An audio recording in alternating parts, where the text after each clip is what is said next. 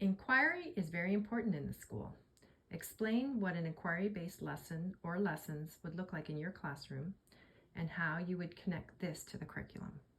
So inquiry-based learning is a tool that educators can use to allow their students to develop a deeper understanding of content or the curriculum.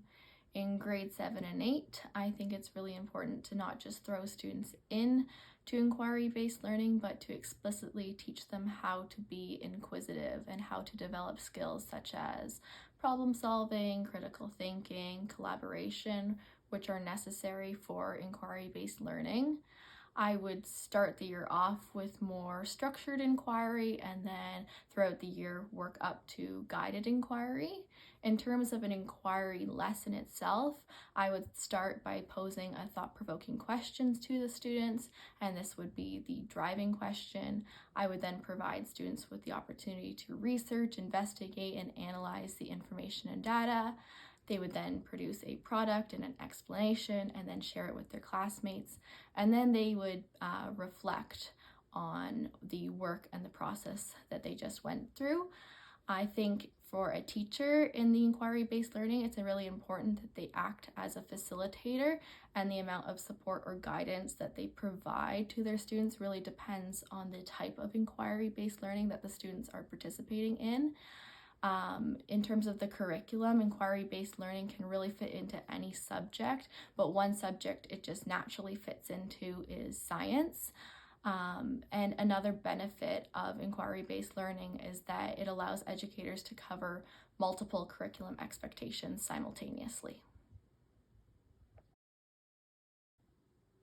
We are a technology-based school, and our grade 7 and 8 classes have one-to-one computing, a Chromebook for each student. How would you use this in your classroom to support and engage student learning? So I believe that technology is a tool that, if used correctly, can really support and engage students in their learning. In terms of supporting students specifically, I think that technology allows students to easily collaborate with one another. It allows them to easily access all sorts of information, which easily can make tasks low floor, high ceiling. And it also allows them to use software such as speech to text, text to speech, spell check, and other assistive technologies. In terms of student engagement, technology allows educators to naturally incorporate fun and engaging educational games and simulations, which really allows students to interact and play with the material rather than didactically being lessoned at. And as a follow-up, what would you say to a parent who is concerned about the use of technology? So I would say that technology really allows students to develop skills that are necessary in the 21st century, as well allowing students to practice using technology in a monitored and controlled environment like the classroom really allows students to learn how to safely and responsibly use technology. In your opinion, what are the developmental characteristics of a student in grades 7 or 8? And how does this impact the pedagogical choices you make in a classroom? So as educators, I think it's really important that when we're designing lessons that we keep the learner in mind. One developmental characteristic of grade 7 and 8 students is that they're restless and sometimes have difficulty sitting still. So a pedagogical choice that we can do is we can include in our lessons times where students can get up and move around the classroom. So one way to do this would be to include stations where students rotate throughout the classroom every 10 to 15 minutes. Another developmental characteristic of grade 7 and 8 students is that they're emotionally inconsistent and variable. And so a pedagogical choice that educators can make is to allocate and dedicate time within your lessons to teach and allow students to develop their social emotional learning skills. And this will allow students to identify and manage their emotions.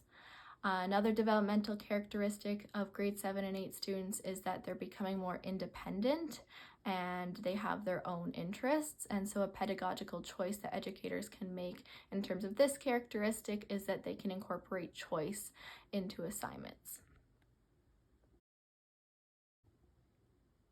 What would your first day look like in a grade 7 or 8 class?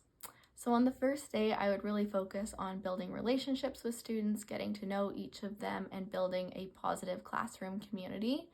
So the first thing I would do in order to accomplish this would be to greet students at the door.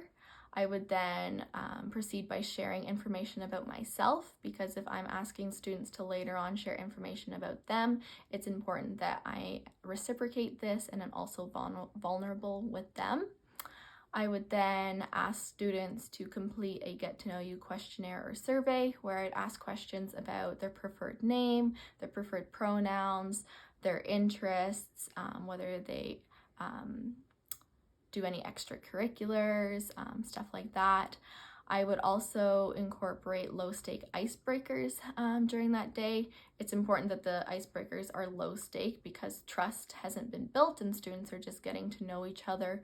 So low-stake icebreakers such as would you rather this or that, or without talking line up from tallest to shortest, would allow students to really get to know one another and build that sense of community within the classroom.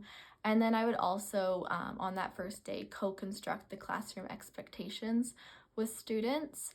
And I would purposely write these expectations on an anchor chart and then post them in the classroom to refer to them throughout the year.